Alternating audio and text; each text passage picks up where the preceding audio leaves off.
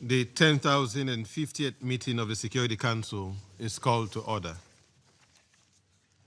The provisional agenda for this meeting is maintenance of peace and security of Ukraine. The agenda is adopted.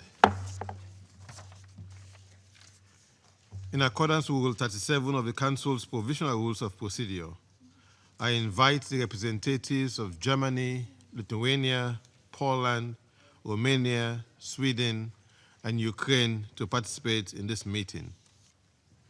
It is so decided.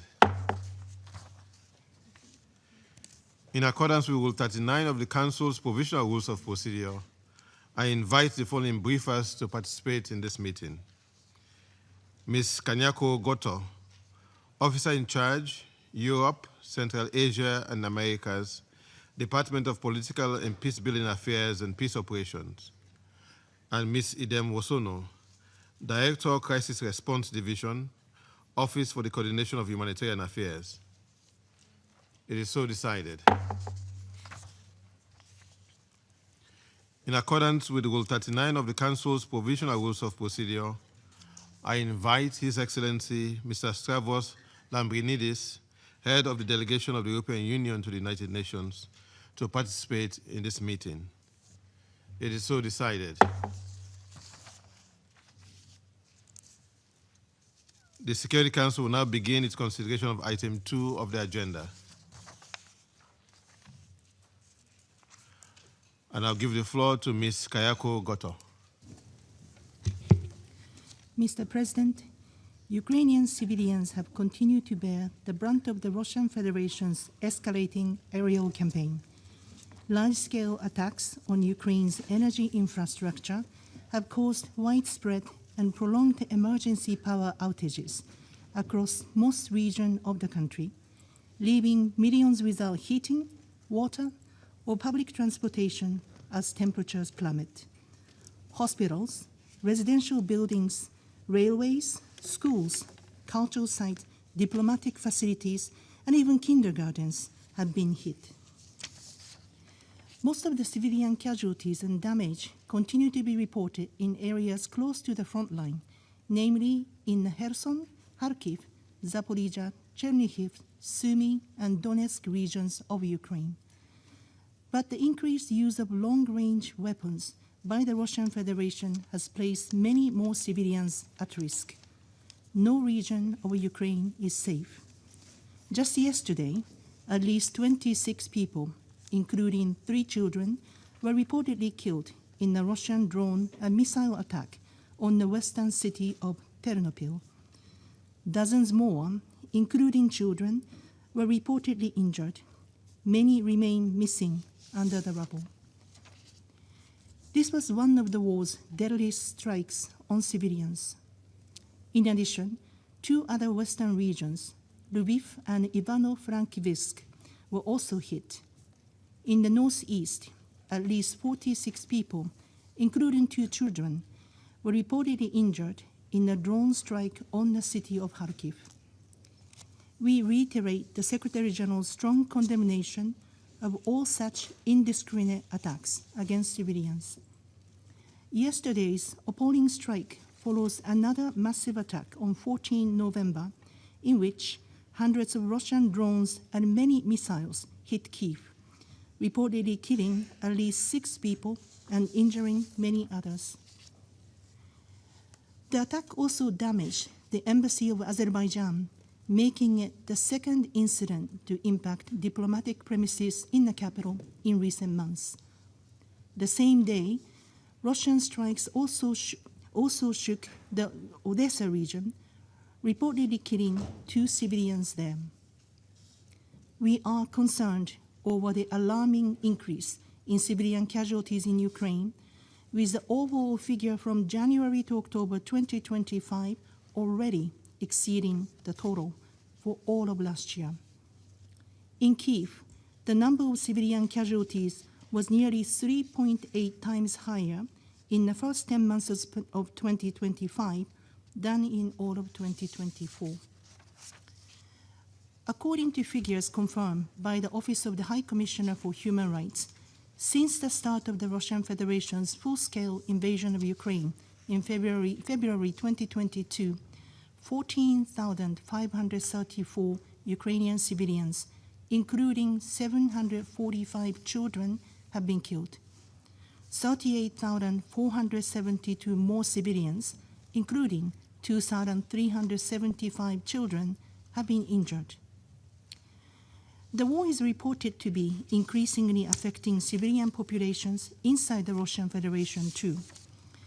According to Russian authorities, in 2025, Ukrainian drone strikes have killed 392 people, including 22 children, in the Russian Federation and in the areas of Ukraine occupied by the Russian Federation. The United Nations is not in a position to verify or confirm these reports and figures. There are also reports of escalating Ukrainian strikes on Russian energy and industrial facilities. We recall that attacks on civilians and civilian infrastructure are prohibited under international humanitarian law. They are unacceptable wherever they occur and must stop immediately.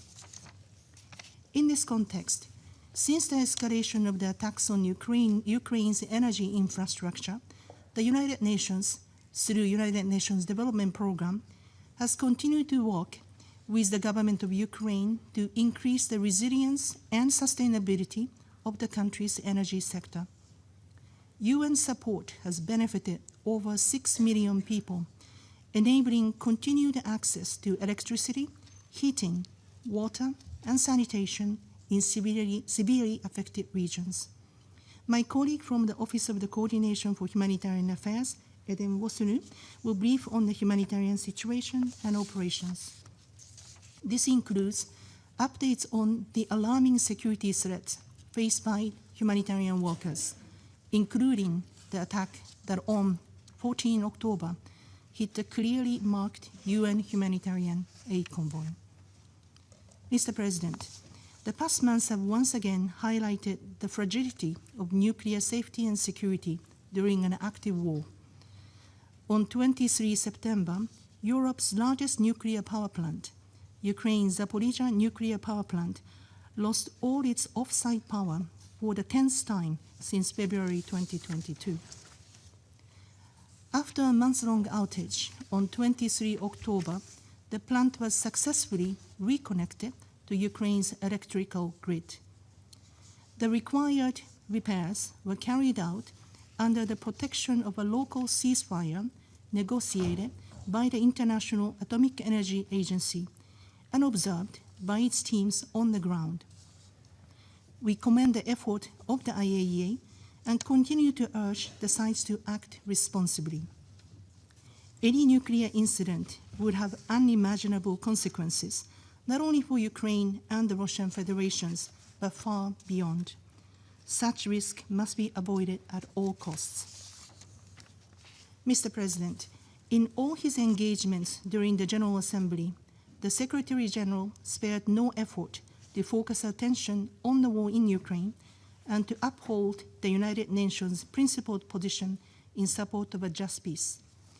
As we meet today, Under Secretary General for Political and Peacebuilding Affairs, Rosemary DiCarlo, is wrapping up a visit to Ukraine. She traveled to Kyiv to ensure continued attention on developments in Ukraine and to personally reiterate the Secretary General's message of the United Nations' unwavering solidarity with the people of Ukraine. Mr. President, earlier this year, we were encouraged by the resumption of diplomatic efforts towards a ceasefire and a search for lasting peace. Nearly 4 years into this war, as the attacks escalate and casualties grow, and calls for an immediate and complete ceasefire increase, such efforts are even more critical.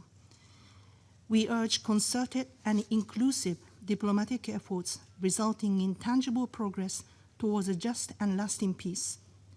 The alternative is to risk letting the war prolong, expand, and escalate further to even more dangerous levels. We also encourage the Russian Federation and Ukraine to continue working to secure further exchanges of prisoners of war releases of civilian detainees, and return of Ukrainian children. In this regard, we take note of today's exchange of mortal remains between the sides. I would like to conclude by reiterating the Secretary General's repeated call for full, immediate, and unconditional ceasefire as a first step towards a just, comprehensive, and sustainable peace in Ukraine. This means a peace that fully upholds Ukraine's sovereignty, independence, and territorial integrity within its internationally recognized borders in line with the UN Charter, international law, and relevant UN resolutions. The United Nations stands ready to support all meaningful efforts to that end. Thank you. I thank Ms. Goto for our briefing. I now give the floor to Ms. Idem Wasonu. Mr. President, distinguished members of the Council, since OCHA's last briefing on 25 July, the toll of intensifying hostilities on civilians in Ukraine has continued to rise. Relentless missile and drone strikes day and night are killing and injuring civilians, destroying homes and damaging critical civilian infrastructure, including schools, health facilities, and energy distribution sites. For many, each air raid siren is a reminder that nowhere is truly safe.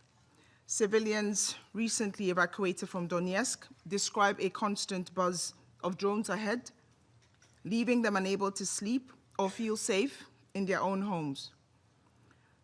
As freezing temperatures set in, fear, exhaustion, and recurring strikes are compounding hardship nationwide. Power outages are growing more frequent, depriving families of heat and water, the very essentials for survival. Allow me to share what we are seeing on the ground and what it means for our humanitarian response. In Pokrovsk and nearby Mirohrad, about 1,500 civilians, mostly older people, and those with limited mobility remain trapped without reliable access to water, power, or medical care. Just 100 kilometers further north in Lyman, fighting has left 3,000 people out of reach of humanitarian assistance.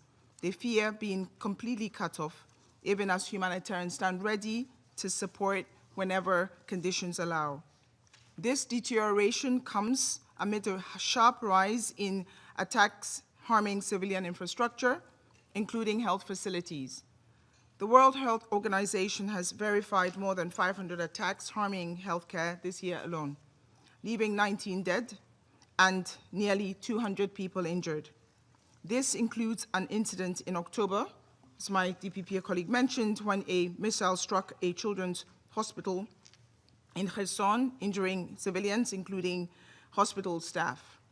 This pattern of attacks risks eroding an international legal framework that has taken more than a century to build. International humanitarian law demands that all feasible precautions need to be taken to avoid and minimize civilian harm. Indiscriminate attacks, including those that cause disproportionate civilian death, injury, or damage, are strictly prohibited. These fundamental rules must be upheld. At the same time, displacement and humanitarian needs are growing. Some 3.7 million people are displaced in Ukraine, and nearly 6 million are refugees. This year alone, about 122,000 people have been newly displaced, mainly from frontline oblasts. The vast majority are women, children, and older people, many having moved multiple times since 2022 and now shelter in temporary collective centers or unfinished buildings. Humanitarian organizations, including the United Nations and its partners, continue to deliver humanitarian assistance wherever access allows. Collective centers are being expanded to host new arrivals, while interagency convoys deliver food, water, medical supplies to those who remain in the hardest to reach frontline communities. Between January and September, humanitarian partners reached more than 4.2 million people, over 2/3 of the target for 2025. Yet, the challenges facing humanitarian workers remain immense.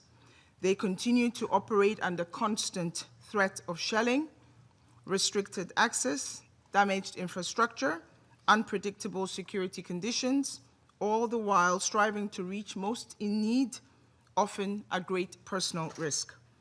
In October, the UN-led convoy, as already referred to in Kherson, was attacked while trying to reach a community needing assistance.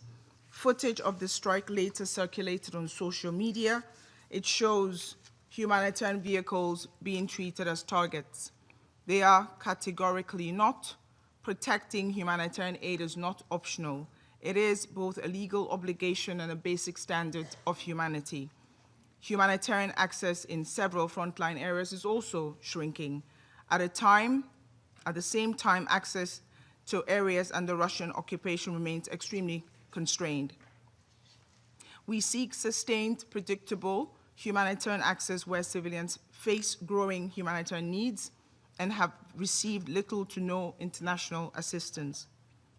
We continue to urge the protection of civilians and civilian infrastructure, including humanitarian and medical personnel and assets, and for safe, predictable, and unimpeded, unfettered humanitarian access to all those in need. Mr. President, funding remains an additional major constraint to humanitarian operations.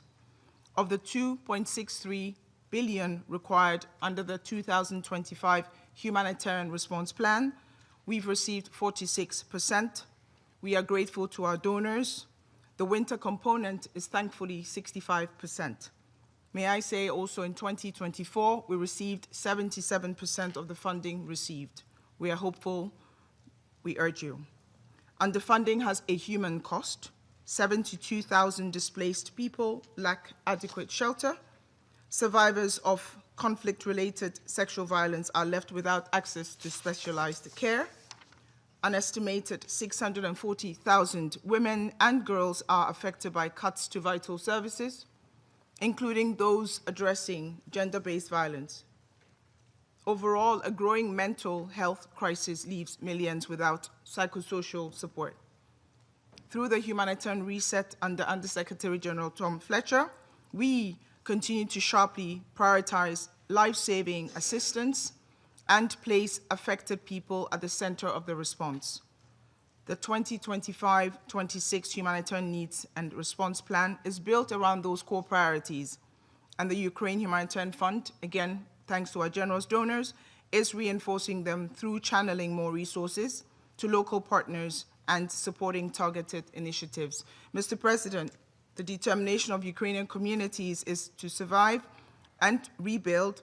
That is remarkable. Teachers hold classes underground. Doctors perform surgeries without power.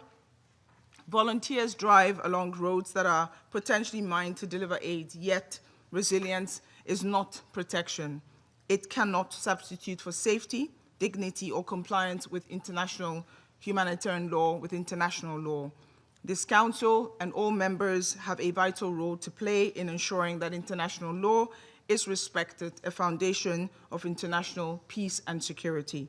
You also have a critical role in working toward an end to violence. Without it, human suffering and humanitarian needs will deepen. Humanitarian concerns must remain central to any future ceasefire or political process. The United Nations stands ready to make that happen. I thank you.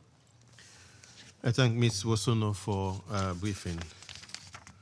I'll now give the floor to those council members who wish to make statement. I give the floor to the representative of Slovenia. Thank you, Mr. President.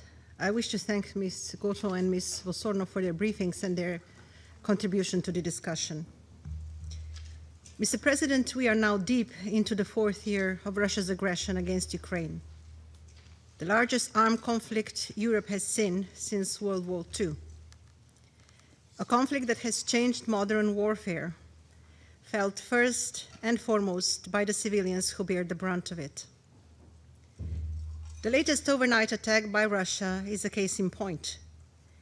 In one of the deadliest attacks against civilians since the war began, Russian missiles and drones reportedly killed at least 26 people in Ternopil.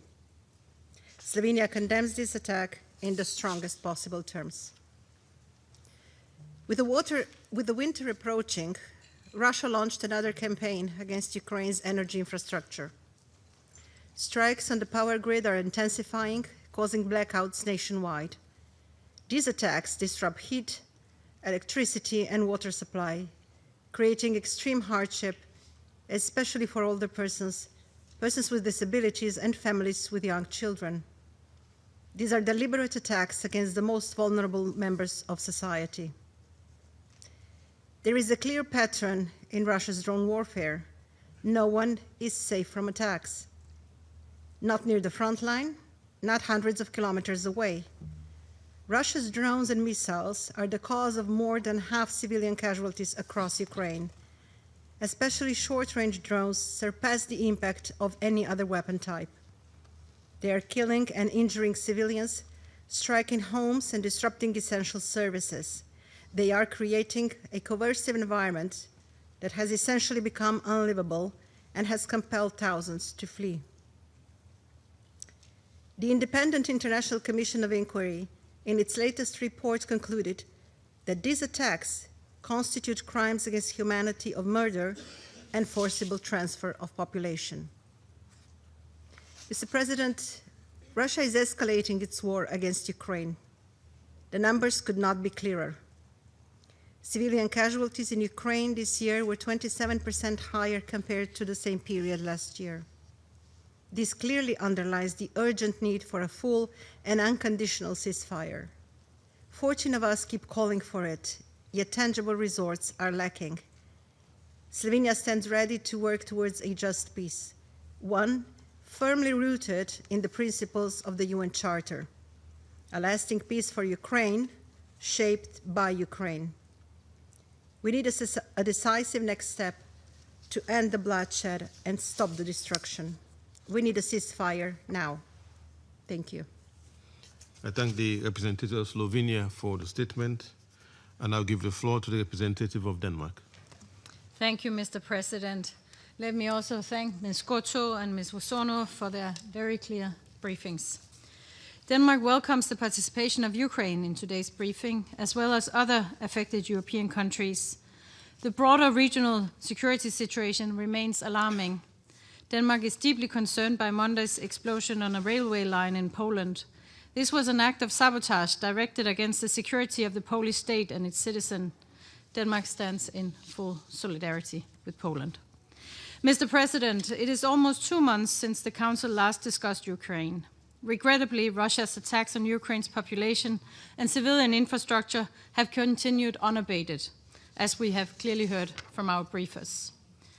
Ukraine again witnessed a deadly mass attack on its cities yesterday, with over 500 drones and missiles fired in a single night. At least 25 civilians were killed and 66 injured when their residential block, their home, was hit. We condemn this attack, as we do all attacks against Ukraine's civilians, and express our sincere condolences to the victims. The recent increase in attacks on Ukraine's civilian energy infrastructure is deeply cynical, especially in light of the approaching winter. Deliberately denying the civilian population the means to keep warm, to cook, to light up their homes and access clean drinking water represents a flagrant violation of international humanitarian law.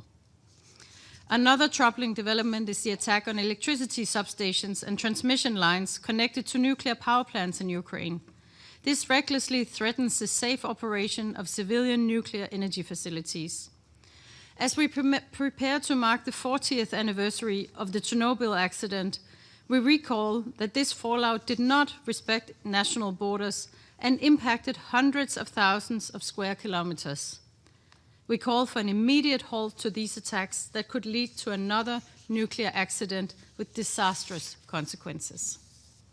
Mr. President, the deadly strike on a kindergarten in Kharkiv on the 22nd of October stands as a symbol of Russia's disregard for civilian lives. 1 person was killed, 9 were wounded, and it was only through the bravery of Ukraine's first responders that 48 young children trapped in the burning building were saved. Unbelievably, that was not the only Russian attack on Ukraine's children that same week. On the 29th of October, Russian artillery shelled the Kherson's Children's Hospital, injuring 9 civilians, including 4 children. Russia's illegal war of aggression is having a terrible impact on Ukraine's children, including the thousands forcibly transferred and deported by the Russian authorities. International monitors and humanitarian organizations need to verify their situation, safeguard their rights, and secure their swift return to Ukraine. It is our duty to act, to defend the fundamental rights of those too young to raise their own voices. On the human rights situation in the temporarily occupied territories, we recall the Independent International Commission of Inquiry's latest report. It documents serious crimes against humanity committed by Russia's armed forces. These independent findings of the most severe violations of international law demand decisive action. Mr. President, months ago, Ukraine offered an unconditional and comprehensive ceasefire. This genuine offer still stands. Russia, on the contrary, has only offered empty promises while continuing to attack Ukraine's civilian population. We call on Russia to accept the offer of a ceasefire without delay. Denmark welcomes conversations about peace for Ukraine, peace talks that can lead to a comprehensive, just, and lasting peace. A lasting peace is, however, only possible if it's based on the principles of the UN Charter, in full respect of Ukraine's sovereignty, territorial integrity, and political independence. What is needed is a peace where Ukrainians can live in security, a peace with credible security guarantees to ensure this war cannot restart in the near future, a peace that does not reward the aggressor, leaving other countries constantly wondering if they will be next. Mr. President, let me conclude by reiterating Denmark's steadfast support to Ukraine and by reaffirming our fundamental position.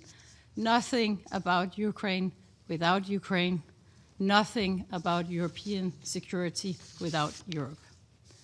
Millions of Ukrainian men, women, and children have suffered more than enough for far too long. They deserve a comprehensive, just, and lasting peace. A ceasefire remains the indispensable first step on this path. I thank you. I thank the representative of Denmark for the statement. I now give the floor to the representative of France. Thank you, Mr. President. I'd like to begin by thanking Ms. Kayoko Goto, Acting Assistant Secretary General for Political Affairs, as well as Ms. Edem Wasono, Director of Operations at the Office for the Coordination of Humanitarian Affairs. I thank them for their briefings and for telling us about a conflict that has lasted far too long. Mr. President, a ceasefire is needed. France calls on all members of the Council to unite around a complete, immediate and unconditional ceasefire, which has also been requested by the Secretary-General of the United Nations. It calls on Russia to accept it and to engage in good faith in peace negotiations. The cessation of hostilities is a demand of the vast majority of the international community, as was shown recently by the official positions of the Group of Friends of Peace. Ukraine has repeated many times that it is prepared for a ceasefire. It accepted that in March when it was proposed by the United States. Ukraine has also for months expressed its readiness for peace negotiations at the highest level. Russia, on the contrary, continues to intensify its strikes on Ukrainian territory and multiplies its delaying maneuvers which fool no one. Ending this Russian aggression is a flagrant violation of the principles of the UN Charter. Stopping it is everyone's responsibility. Allowing aggression to achieve its aims would open the door on every continent to aggressive policies of revising borders in violation of the territorial integrity and sovereign equality of states. Mr. President, the reports the Council has just heard remind us, if it were necessary, of the unacceptable humanitarian situation that Russia continues to impose on Ukrainian civilians. 26 dead, including 3 children and nearly 100 civilians in the city of Ternopil alone during the night of the 18th to the 19th of November. A few days earlier, a hospital and an embassy were hit in the capital in violation of international humanitarian law and the Vienna Convention. Among civilians, Russia also targets journalists. On the 3rd of October, French photojournalist Antony Lalican was killed in a Russian drone strike while carrying out his work and while he was wearing a press vest that clearly identified him. As winter approaches, and as every year since 2022, Russia is relentlessly attacking energy infrastructure. After thermal power plants and gas storage facilities, even electrical substations connected to nuclear power plants are not spared by these strikes, endangering nuclear safety and security, as the Director General of the IAEA has reiterated. By imposing long power outages and sometimes heating and running water outages, Russia is once again seeking to break the resistance of the Ukrainian people. But the Ukrainian people are resisting. Mr. President, France unequivocally condemns the continuation of Russia's war of aggression against Ukraine, as well as its irresponsible incursions of the Russian forces into the airspace of the European Union and NATO, and its serious acts of sabotage and destabilization in Europe.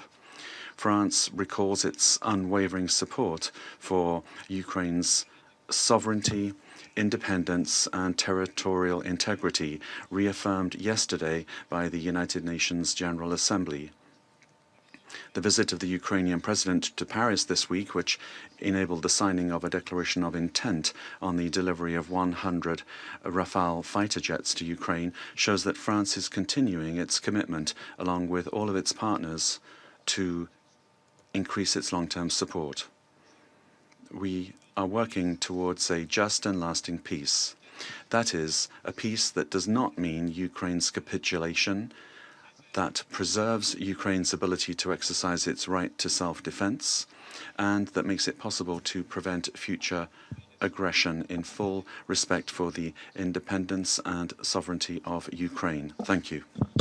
I thank the representative of France for the statement, and I'll give the floor to the representative of Greece. Thank you, Mr. President. I also thank Ms. Kayoko Goto and Ms. Idem Wosono for their pertinent briefings. Almost 2 months after our last meeting on Ukraine in this chamber, Russia has intensified its missile and drone strikes on Ukraine. Latest reports indicate direct targeting of residential buildings and other civilian infrastructure across the country, while Ukraine's energy capabilities, with possible severe repercussions on nuclear safety, are being systematically destroyed. The numbers we just heard from our briefers are telling of the plight of civilians in Ukraine forced by Russia to survive another harsh winter in the cold and in the darkness. For the fourth consecutive year, energy needs are weaponized, with the most vulnerable groups, women, children, and the elderly, bearing the brunt of aggression. More than 3,000 children have been killed or injured in the course of this war. And today, on World Children's Day, we can't help but think of all the children whose lives and dreams were cut short. We also firmly support international efforts to ensure the safe return to Ukraine of all Ukrainian children unlawfully deported and transferred to Russia and Belarus. Once more, Greece reiterates its resolute condemnation of the massive civilian harm caused by such strikes as a blatant violation of international humanitarian law. On this occasion, we would like to express our deep sorrow for yesterday's horrendous, massive air attacks, which targeted various Ukrainian cities and resulted to the death of 25 civilians, including 3 children. We also condemn all attacks against diplomatic missions in violation of the Vienna Convention, and we echo the Secretary General in recalling the principle of the inviolability of diplomatic premises. This war of aggression against Ukraine has broader repercussions for global peace and stability. The spillover effect of violence has affected Poland and other neighboring countries and risks to spiral out of control. Russian attacks in the Black Sea endanger lives, pose immense environmental risks, and have ripple effects on energy, food, and maritime security, as well as on supply chains on a global scale. Mr. President, Greece has consistently backed all efforts to put an end to the war in Ukraine. We call on Russia to abandon the path of escalation and engage with the US and Ukraine in goodwill. We stress the need for a full and unconditional ceasefire as a first step toward launching a genuine process that will ensure a comprehensive, just, and lasting peace. In full compliance with international law, the UN Charter, relevant General Assembly resolutions, and the Helsinki Final Act. This is clearly the urgent request of the vast majority of the UN membership. Greece reaffirms its firm and unwavering support for Ukraine's independence, sovereignty, and territorial integrity within internationally recognized borders, a principled stance rooted in respect for international law, the UN Charter, and consistent with the belief that the use of force cannot be tolerated. For Greece, the inviolability of borders is non-negotiable. Greece will continue to stand by Ukraine, and through the new vertical gas corridor will contribute decisively to meeting Ukraine's natural gas needs for the upcoming winter. Mr. President, it is also clear that no peace decisions for Ukraine can be taken without Ukraine. We will continue supporting an independent, democratic, and sovereign future for Ukraine, founded on credible and robust security guarantees which will deter any recurrence of armed aggression and allow Ukraine to defend itself effectively. Thank you. I thank the representative of Greece for her statement. I now give the floor to the representative of Pakistan. Thank you, Mr. President. We would also like to join colleagues in thanking Ms. Goto and Ms. Vasonu for their respective briefings. President, Pakistan expresses its profound concern over the continued hostilities that are, in fact, perpetuating the conflict in Ukraine. Well into its fourth year, the conflict has had deep impact on regional and international security landscape. The relentless fighting has also resulted in immense human suffering, and the risk of regional spillover remains a major concern. We are deeply perturbed by the expansion of hostilities, targeting of civilians and civil infrastructure, and the exponentially mounting humanitarian toll. Protection of civilian lives and infrastructure should remain paramount. We reiterate the call for upholding international humanitarian law. Now, almost everyone has been saying for some time that there is no military solution to this conflict. Each day of continued fighting only deepens the wounds and the ongoing tragedy and moving the parties further away from reaching a political settlement.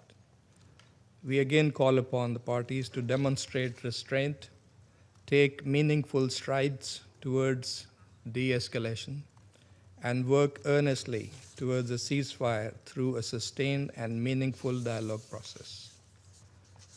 President, we deeply regret that the diplomatic momentum generated at the start of the year by adoption of Security Council Resolution 2774, which perhaps could have been more effective if it were endorsed unanimously, and followed by multiple rounds of dialogue between the two sides, as well as continuing efforts led by President Trump to bring an end to this conflict, are yet to bear fruit. In this context, we welcome the renewed push for peace, including mediation efforts by Turkey and Qatar. A solution that is acceptable to all parties can, in fact, silence the guns and ensure lasting peace. Mindful of the complex historical context and the intricate nature of this conflict, we believe that path forward should be guided by wisdom and dialogue rather than continued hostilities and an environment of confrontation. We therefore urge all parties to demonstrate political will, to engage in a meaningful, structured, and result-oriented dialogue that addresses the security concerns of all sides, and most importantly, is anchored in the principles of the UN Charter and international law, and respects the relevant multilateral agreements. A ceasefire is the first logical and necessary step in this process. Pakistan is a firm believer in the power of dialogue and diplomacy, and will continue to support all endeavors aimed at resolving the issue peacefully and in a just, comprehensive, and durable manner. I thank you. I thank the representative of Pakistan for his statement. I now give the floor to the representative of the United Kingdom. Thank you, President. I thank Ms. Gotto and Ms. Wosonu for their briefing today, and I welcome the participation of the representative of Ukraine, along with other countries of the region. Colleagues, today, on World Children's Day, we are reminded of the Ukrainian children who've become victims of Russia's illegal invasion and imperialist warmongering. Of the nearly 53,000 verified civilian casualties from the start of the full-scale invasion, more than 3,000 have been children. These figures don't include the attack 2 nights ago, which reportedly killed a further 26 people, including 3 children. Russia has destroyed 358 educational institutions through aerial bombardments and damaged a further 3,161. Just last month, as we've heard, Russian strikes hit a kindergarten in Kharkiv. These attacks are part of a larger pattern. Russia is ramping up its attacks on civilian and energy infrastructure, directly resulting in even greater humanitarian crisis as winter sets in. Since May, Russia has launched the 32 largest air attacks of the entire war. The latest UN Commission of Inquiry on Ukraine report has concluded that Russia's repeated attacks with short-range drones against civilians amount to crimes against humanity and war crimes. But aerial attacks are not the only threat that Ukrainian children face. The Russian government has forcibly transferred children from their homes and communities. This is a naked attempt to erase Ukrainian identity and with it, Ukraine's future. Let's be clear. These actions are signs of desperation. Russia's victory is not inevitable. They've been throwing everything at Ukraine, but have made only minor territorial gains in the past 4 years. And Russia's losses are unsustainable. Over 1 million soldiers have been killed or wounded. The cost of war for Russia is mounting.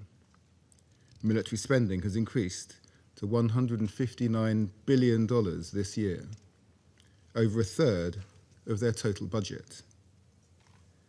Money that could be spent on the well-being of Russian citizens.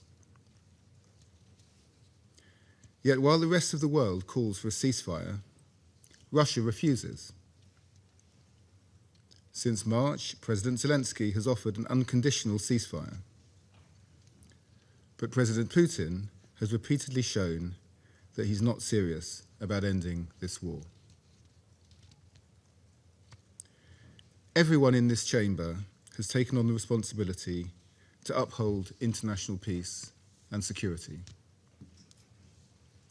Everyone in this chamber should do everything in their power to pressure Russia to agree to a ceasefire. I thank you. I thank the representative of the United Kingdom for the statement, and I'll give the floor to the representative of Somalia. Thank you, Mr. President. We express our gratitude to the briefers for their comprehensive update. My delegation remains profoundly concerned by the continued deterioration of the security and humanitarian situation in Ukraine. The latest development, particularly the ongoing military actions, affect civilian areas, underscore the urgency and the complexity of this crisis. We are deeply troubled by the continuous escalation of attacks on civilians and essential civilian infrastructure. The protection of civilians, particularly the most vulnerable, and the preservation of critical infrastructure are non-negotiable obligations enshrined in international humanitarian law. We reiterate that all parties to the conflict must respect and uphold the principles without exception. Hospitals, power grids, and homes must never be targeted. On this occasion, as the world observes World Children's Day, marking the anniversary of the signing of the Convention on the Rights of the Child, we voice our profound alarm regarding the adverse effects of this conflict on children. Their protection must be paramount, and we urge all parties to the conflict to do so. Mr. President, we remain convinced there can be no military solution to this protracted conflict. Continued hostility only serves to prolong suffering and further diminish the prospect for a sustainable peace. Dialogue and diplomacy remain the sole means to bring about an end to this conflict. We call upon all sides to exercise utmost restraint, de-escalate the fighting, and commit to an immediate and comprehensive ceasefire. A durable resolution must address the underlying root causes of the conflict and consistent with the principles of the United Nations Charter.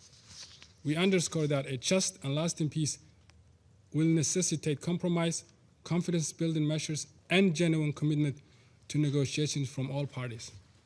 In closing, Mr. President, my delegation reaffirms its unwavering support for all diplomatic efforts aimed at achieving a resolution that restores peace, security, and stability. As we have repeatedly said, the people of Ukraine and all those affected by this conflict deserve a future founded upon peace, security, and dignity. I thank you. I thank the representative of Somalia for the statement, and I'll give the floor to the representative of Panama. Thank you, Mr. President.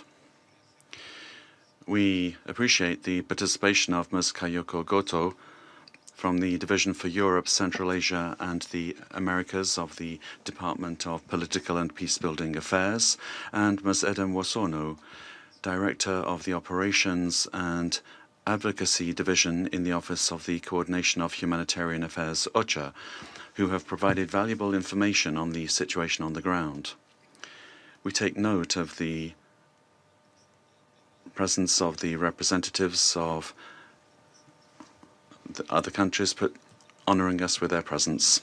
Panama would observe, based on the information presented by the speakers, that the conflict in Ukraine continues in an unacceptable spiral of violence and remains a constant item on this Council's agenda, given its length and its direct impact on the civilian population. In this regard, we reiterate that establishing a ceasefire and halting hostilities already delayed for far too long is an urgent step towards a just and lasting peace in Ukraine, in line with recent statements by the Secretary-General Antonio Guterres. Panama regrets the recent attacks, which have left dozens of civilians dead and injured, multiplied the suffering of the civilian population, especially the most vulnerable, including children, and we commemorate them today. And also there's been serious damage to infrastructure on both sides of the border. In light of this situation, Panama reaffirms that the protection of civilians is an inescapable obligation and urges that safe, unconditional access for humanitarian workers and assistance be guaranteed. Let us recall, other colleagues have done this, that in February of this year, this Council adopted Resolution 2774, which calls for a swift end to the conflict and urges progress towards a lasting peace between Ukraine and the Russian Federation. For this reason, Member States remain committed to creating conditions for dialogue between the parties to move towards this goal. Mr. President, all members of the international community must comply with Chapter 6 of the Charter and avoid actions that intensify violence or which fuel the conflict, providing weaponry, financing, or technology. Prolonging this conflict indefinitely is unacceptable. The time has come in this and in other conflicts for the civilian population, which has demonstrated extraordinary resilience, to regain and maintain confidence that their governments use resources honestly, transparently, and aimed at meeting their needs, and not to sustain a war that benefits them in no way at all. Under no circumstances can we return to times when the use of force guided international relations. Respect for the sovereignty, territorial integrity, and political independence of states must prevail in accordance with international law and the principles enshrined in the Charter of the United Nations. Thank you very much. I thank the representative of Panama for the statement, and now give the floor to the representative of China. Thank you, President. I thank Directors Goto and Wasunu for their briefings. At present, the Ukraine crisis continues to drag on, with ground combat operations still ongoing. Russia and Ukraine persist in launching attacks against each other, resulting in new civilian casualties and damage to infrastructure. As another winter is around the corner, people in the conflict zone face the double whammy of warfare and bitter cold, creating a deeply concerning humanitarian situation. China once again calls on the parties to the conflict to exercise restraint, strictly comply with international humanitarian law, and effectively protect civilians and civilian infrastructure. Dialogue and negotiations represent the only viable path to resolving the Ukraine crisis. We urge the parties to demonstrate political will and swiftly embark on the path of negotiated settlement. We call on the international community to scale up humanitarian assistance, actively promote peace talks, and continue creating favorable conditions for a political solution to the crisis. Last year, China and Brazil, together with other countries of the Global South, jointly promoted the establishment of the Group of Friends for Peace. Recently, the group held another ambassadorial-level meeting and issued a statement at media stakeout, welcoming the recent engagement and talks held between the relevant parties and calling on all parties to seize the current opportunity and maintain the momentum of engagement and talks. The group advocates for de-escalation and preventing the escalation of hostilities. All parties should refrain from actions that exacerbate the conflict, including the proliferation of weapons to the parties involved. The group reaffirms that the shared goal must be to find a comprehensive, just, and lasting solution, one that addresses mutual concerns of the parties to the conflict and leads to a peace agreement negotiated directly by and acceptable to them. The group stands ready to support the next steps agreed by the relevant parties to the conflict. The UN has a role to play in fostering the diplomatic efforts and in the implementation of any peace agreement. The group calls on all parties to strictly comply with international humanitarian law and supports such humanitarian initiatives as exchange of prisoners of war. The group expresses deep concern over the negative impact of unilateral sanctions and stresses the importance of safeguarding countries' legitimate right to conduct normal international trade and economic cooperation. President, China's position on the Ukraine issue has been very clear and consistent. We have always followed the fundamental guidance of the 4 shoots proposed by President Xi Jinping, actively engaging with all relevant parties, working tirelessly for peace and striving to promote negotiations. We stand ready to continue communicating with all parties, amplify the voice of balance, objectivity, and rationality of the international community, and play a constructive role in achieving an early ceasefire and advancing a political solution to the crisis. I thank you, President. I thank the representative of China for the statement. I now give the floor to the representative of Guyana. Thank you, President. I thank Ms. Goto and Ms. Wosorno for their briefings and welcome the participation of the representatives of Ukraine, Germany, Lithuania, Poland, Romania, Sweden, and the European Union in today's meeting. Mr. President, my delegation had hoped that with the adoption of Resolution 2774 last February, that we would have seen an end to the conflict between the Russian Federation and Ukraine.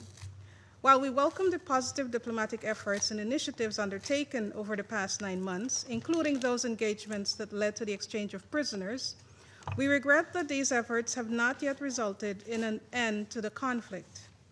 Instead, we continue to receive reports of escalating airstrikes and a rising civilian death toll. We deplore the mounting civilian casualties resulting from recent long-range missile and drone strikes. The latest incident yesterday reportedly claimed the lives of 26 people and wounded many others, as we just heard from Ms. Goto. As we've heard this afternoon as well, there has been a barrage of strikes over the past 2 months on critical infrastructure, including the power grid in Ukraine. These attacks have led to daily power outages and in some areas have caused serious disruptions to heating and water supply. Residential neighborhoods continue to come under attack, further contributing to the destruction and damage of over 230,000 buildings since the conflict began, as reported by the International Organization for Migration. From all indications, the many calls by the Security Council and the United Nations for the parties to comply with their obligations under international humanitarian law and the principles of distinction, proportionality, and precaution have gone unheeded. Instead, the attacks have become more deadly for civilians, with the UN Human Rights Monitoring Mission in Ukraine documenting a 27% increase in civilian casualties compared to the same period last year. The situation is deplorable. Civilians are not collateral damage. They did not ask for this war and have little means of escaping it. 7 million are forced to live as refugees in foreign lands, while 4 million are internally displaced and forced to rely on humanitarian aid that is steadily declining due to insufficient funding. These aren't just numbers. They're human beings. Their livelihoods upended, their futures put on pause. We have consistently called on the conflict parties to uphold their obligations under international law, including international humanitarian law and international human rights law, and we do so again today. They must take constant care to spare civilians from harm, and all precautions to minimize incidental loss of civilian life, injury, and damage. This is not just a legal obligation, but a moral imperative. IHL also explicitly protects humanitarian workers during armed conflict against acts of violence, mistreatment, arbitrary detention, and harassment. In this vein, Guyana strongly condemns the attack against an interagency humanitarian convoy carrying aid in the Kherson region last month. Such attacks should never happen and must never go unpunished. We demand unimpeded access for humanitarian workers to all civilians in need. Mr. President, much continues to be said about the ineffectiveness of the United Nations in stopping conflicts. However, it is important to recognize that the organization's effectiveness is intrinsically linked to the political will matched with concrete actions of its member states. Without active engagement and genuine determination of members to uphold their responsibilities, the United Nations cannot fulfill its mandate to maintain international peace and security. We therefore urge the parties to the conflict, as well as every member state of the United Nations, to demonstrate the necessary determination and unity to bring this devastating war to an end. We hope that the ongoing diplomatic engagements, including in Turkey, will yield concrete results. In closing, Guyana reiterates its call for full respect for the purposes and principles of the United Nations Charter and the territorial integrity and sovereignty of Ukraine. In this regard, we urge the Russian Federation to withdraw its military forces from the internationally recognized territory of Ukraine. We also echo the Secretary General's call for an immediate and unconditional ceasefire as a first step towards a just, comprehensive, and sustainable peace that upholds Ukraine's sovereignty, independence, and territorial integrity. We also continue to emphasize that a strong and coordinated effort must be made to end the hostilities, not only to uphold the principles of international humanitarian law, but most importantly, to protect the lives of civilians who continue to suffer on the front lines and beyond. Their safety and well-being must be placed at the forefront of all actions and decisions taken in the pursuit of peace. A call for peace is always relevant, and the choice of peace is never too late. The time to answer that call and to choose peace is now. I thank you. I thank the representative of Guyana for the statement. I now give the floor to the representative of Republic of Korea. Thank you, Mr. President. I also thank Director Goto and OCHA Director Osorno for the timely briefing, and welcome the representatives of Ukraine and other European community. After nearly 2 months since our last council meeting on Ukraine, we assembled here today once again, 1,364 days into this ongoing war. As Ukraine families are now gearing up the post-consecutive winter of war, the full gravity of the conflict has continued unabated. And this is occurring despite the clear calls of the international community to end the fighting and forge durable peace, to charter a brighter future for Ukraine, Russia, and the region. Under this backdrop, I'd like to expand on the following key points.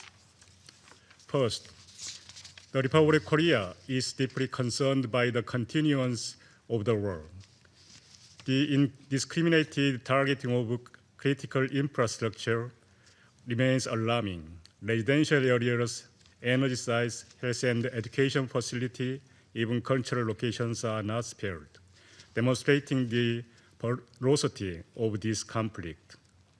Attacks against the civilian and civilian infrastructure constitute a violation of international humanitarian law. In this context, we deplore yesterday's deadly attack on western Ukraine side that killed 26 people, including 3 children, in Ternopil. Second, the mounting civilian suffering and tragic humanitarian toll further exemplify the imperative of ending the war and advancing peace. Indeed, the Republic of Korea underlined the vital necessity of pursuing expedient and concrete steps toward a full, immediate, and unconditional cessation of all hostility in line with the Security Council Resolution 2774 to ensure lasting peace between Russia and Ukraine. We take this opportunity to commend the leadership of the U.S. in pursuit of peace. My government supports inclusive efforts and diplomatic initiatives to rekindle dialogue and the war. In this connection, we encourage all parties to return to the negotiating table so the killing and destruction stops, children can emerge from the bomb shelters, and soldiers return home. Third, my government continues to be gravely concerned by ongoing Russia and DPRK military cooperation, which includes illicit arms and ballistic missile transfers, as well as mass troop deployment. Reportedly, this entails 5,000 new engineering troops from DPRK that have recently begun to be dispatched to Russia. These new arrivals join the roughly 10,000 DPRK soldiers deployed around the Russian-Ukraine border, alongside another 1,000 military engineers that have been sent to remove landmines on the ground. These violate the UN Charter and Council resolutions, undermine global non-proliferation, and prolonged and internationalized conflict, and bring security concerns on the Korean Peninsula. Mr. President, as vulnerable communities prepare the post-dark winter under fire, let us reinvigorate our efforts to end this blood chapter of war and start a new epoch of peace. We reiterate our principled call for swift ceasefire and end to all hostility. I thank you. I thank the representative of Republic of Korea for the statement. And I'll give the floor to the representative of Russian Federation.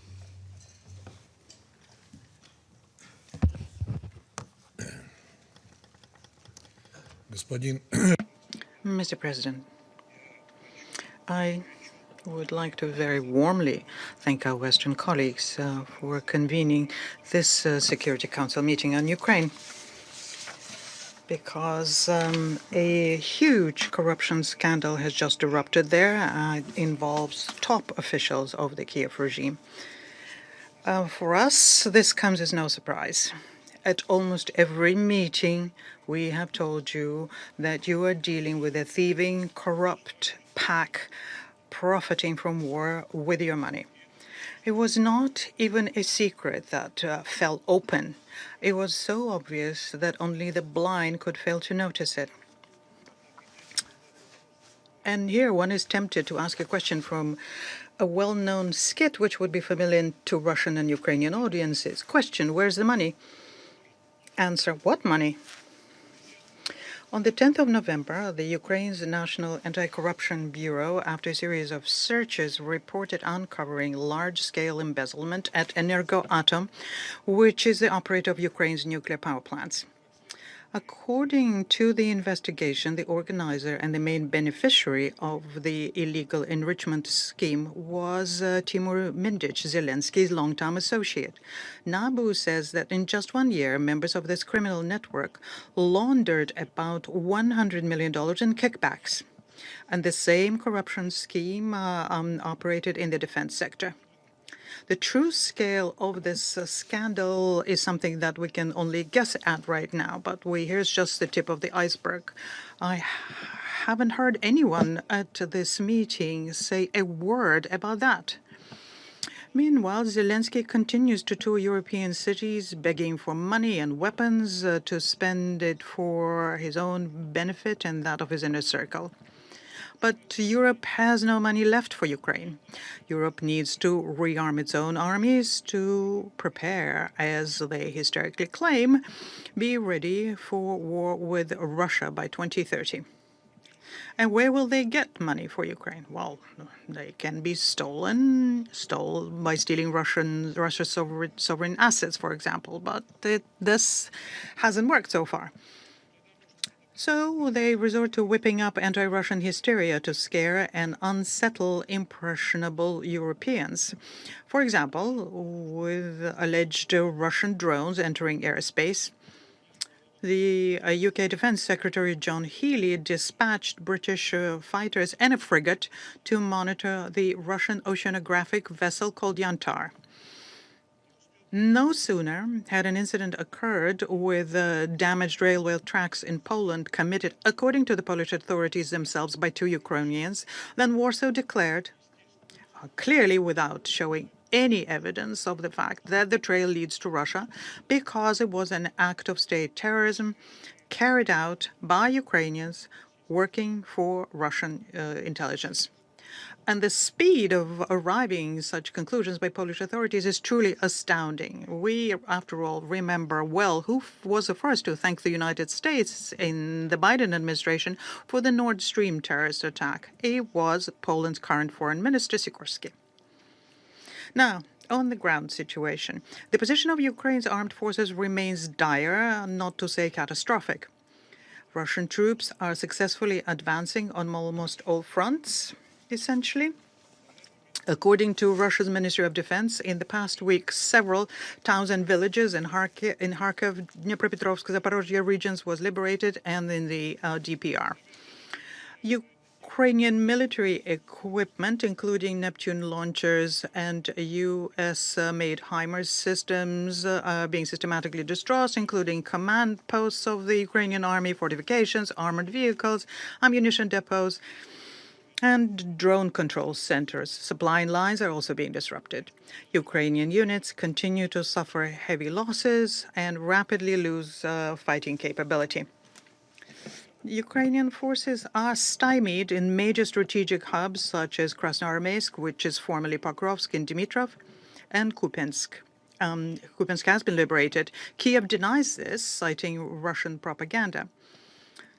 In late October, President Putin proposed granting unhindered access there for foreign journalists, including Ukrainian ones, to make sure that they can see firsthand what the situation is. Russian command was ready to suspend hostilities for 5 to 6 hours to create safe corridors for the press, but Kiev, of course, refused. And leading Western media and journalist associations also remained silent. Indeed, why would you want to learn the truth that would shatter Zelensky's carefully spread myths about Ukraine's invincible army? Ukrainian failures are accompanied by very brutal actions against civilians, which remain in contested cities. Nationalists call them zhdun, those who are waiting.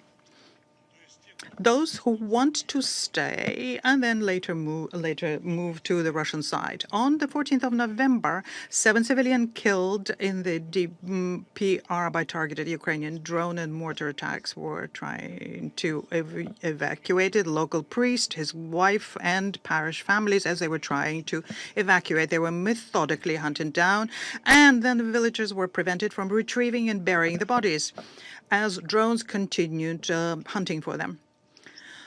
The fact that Ukrainian forces use civilians as human shields, place command posts in private homes, deploy air defenses in residential areas, conduct military operations in densely populated cities is something that's also being confirmed by foreign journalists now, who can hardly be suspected of being pro-Russian. But deliberate killing of isolated civilians fleeing combat zones is beyond evil, let alone humanitarian law. Between 20th October and 16th of November of this year, 307 Russian civilians were harmed by Ukrainian shelling. 260 people were wounded, including 20 minors, and 47 were killed, and this includes 2 children. Overall, civilian targets in Russian territory during this period received at the very least 13,195 munition rounds. Villages in the Lugansk and Donetsk People's Republics, Kherson, Zaporozhye, Belgorod, Bryansk, Kursk, and Moscow regions were harmed, as well as Saratov, Novorossiysk, and Volgograd were hit. But the UN Secretary-General and his spokesperson show neither courage to speak about this nor words to express sympathy for the victims. But they very readily strongly condemn any Russian strikes based on any information, be it verified or not verified, provided to them by the UN resident coordinator in Ukraine, Shmale. We're not at war with Ukrainian civilians. Our forces act with maximum responsibility, striking only military targets, and they're supporting transport, energy infrastructure of Ukraine.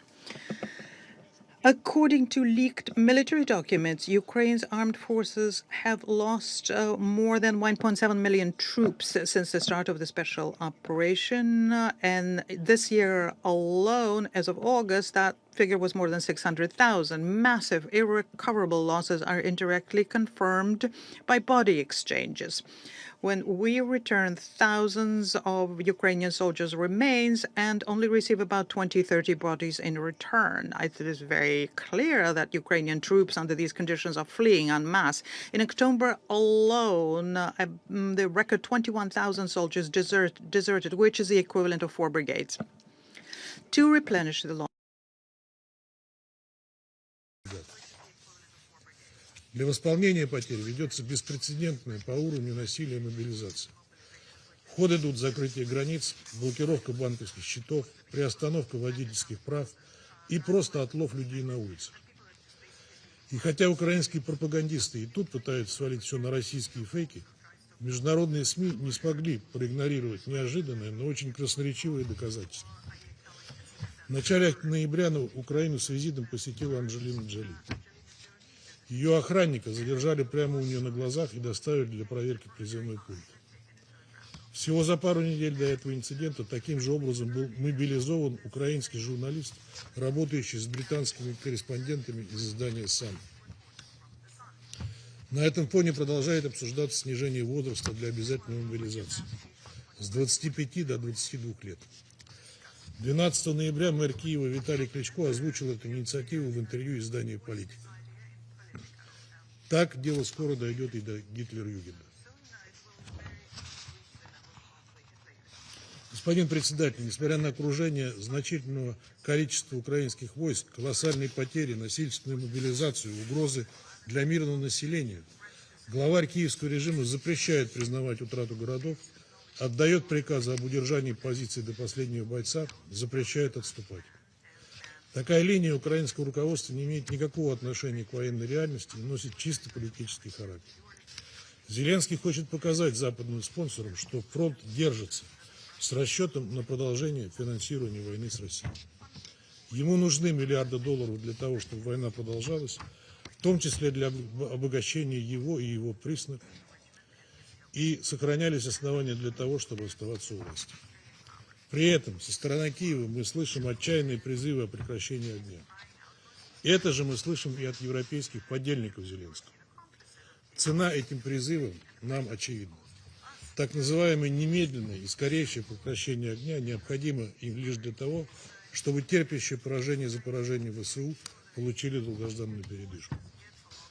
Что же касается лицемерных призывов наших бывших европейских партнеров к миру, то режим Зеленского и его кураторы не нацелены на мир, а эскалация противостояния в их интересах. Еще на прошлой неделе первый замминотдела Украины, хорошо знакомый вам Кислица, прямо сказал, что Киев официально приостановил мирные переговоры с Москвой.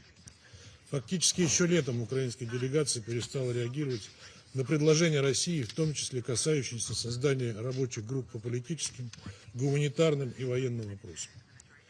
Что же касается нынешних заявлений Зеленского из Стамбула и европейских столиц, то это не что иное, как попытка отвлечь внимание от чудовищного коррупционного скандала. Мы с самого первого дня ясно заявили о целях спецоперации. Неблоковая Украина, ее денацификация, прекращение гонений на всю русскую, соблюдение прав всех живущих там граждан. Однако подлинного желания Киева сесть за стол переговоров для того, чтобы обсудить ключевые аспекты решения украинского кризиса, мы не видим. Господин председатель, хотели бы в заключение в очередной раз зафиксировать наше принципиальное несогласие с приглашением на сегодняшнее заседание делегаций столь большого числа стран по правилам 37 и 39. Их, помимо Украины, набралось целых 7, и все они целых 6, и все они являются членами либо союзниками НАТО и ЕС. Руководствуется сугубо блоковой дисциплиной, абсолютно никакой добавленной стоимости дискуссии не привносит. Каждый раз эти делегации тратят ценное время Совета, зачитывая, по сути, одни и те же заезженные тезисы, к тому же практически копирующие выступления представителей Евросоюза. Мы категорически против превращения заседаний Совета Безопасности в ток-шоу с целью под камерой отработать методичку для своей внутренней аудитории. Считаем, что такой подход подрывает авторитет Совета. Благодарю вас. I thank the representative of Russian Federation for the statement. And I give the floor to the representative of the United States. Thank you, Mr. President. And thank you, Director Goto, Director Wasornu, for your briefings today. Colleagues, we have yet another winter approaching, Ukraine's fourth, since Russia launched its invasion. And it is imperative to end this war and begin the process of rebuilding. Colleagues, diplomacy is the only path to a durable and just peace. The United States has invested at the highest levels, the President of the United States personally, to end this war. We have proposed generous terms for Russia, including sanctions relief. We have asked Russia to halt its attacks and meet directly with Ukraine to negotiate a peaceful settlement. Unfortunately, the fighting continues, tragically causing more civilian casualties.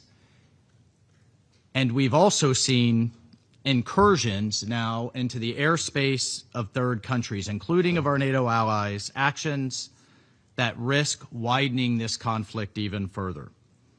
Ukraine's counterattacks, in turn, have hit Russia's energy sector and other critical infrastructure, further constraining Russia's ability to fuel its war economy.